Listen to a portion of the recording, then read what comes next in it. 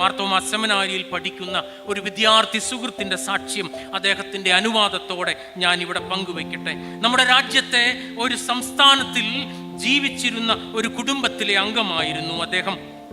5ാം ക്ലാസ്സിൽ പഠിക്കുമ്പോഴാണ് ആ കുടുംബം സുവിശേഷം കേട്ട് കർത്താവിനെ അറിയാൻ ഇടയായത്. അങ്ങനെ കർത്താവിനെ അറിയാൻ ഇടയായപ്പോൾ ഞായറാഴ്ചകളിൽ ഒരു ആരാധനയിൽ സംബന്ധിക്കണം എന്ന വലിയ ആഗ്രഹം ആ കുടുംബത്തിനുണ്ടായി. അങ്ങനെ അടുത്തുള്ള പള്ളിയിൽ ഞായറാഴ്ച രാവിലെ ആരാധനയ്ക്കായി പോയി. ആദ്യത്തെ ഞായറാഴ്ച ആരും അവരെ പരിഗണിച്ചില്ല.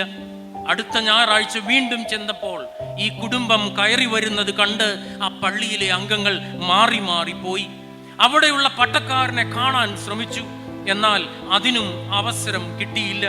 അങ്ങനെ വളരെ നിരാശയോടെ അവിടെ നിന്നും മടങ്ങിപ്പോകാൻ തീരുമാനിച്ച് പുറത്തിറങ്ങിയപ്പോഴാണ് അടുത്തുള്ള മാർത്തോമ പള്ളിയുടെ ബോർഡ് കാണുന്നത്. അവിടെ കൂടെ കയറിയിട്ട് പോകാം എന്ന പിതാവ് പറഞ്ഞു.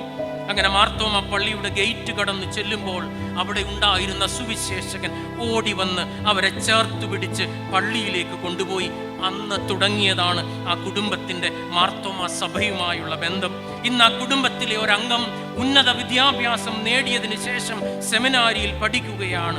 ഒരുപക്ഷെ ആ മാർത്തോമ പള്ളിയും കൂടെ അവരെ ഒഴിവാക്കിയിരുന്നെങ്കിൽ അവർ എന്നേക്കുമായി സുവിശേഷത്തോട് വിട പറഞ്ഞു പോകുമായിരുന്നു.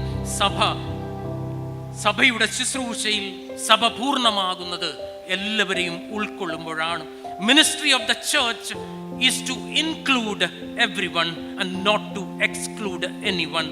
ശുശ്രൂഷ എല്ലാ വരമ്പുകൾക്കും അപ്പുറം എല്ലാവരെയും ചേർത്ത് പിടിക്കുന്നതാണ്.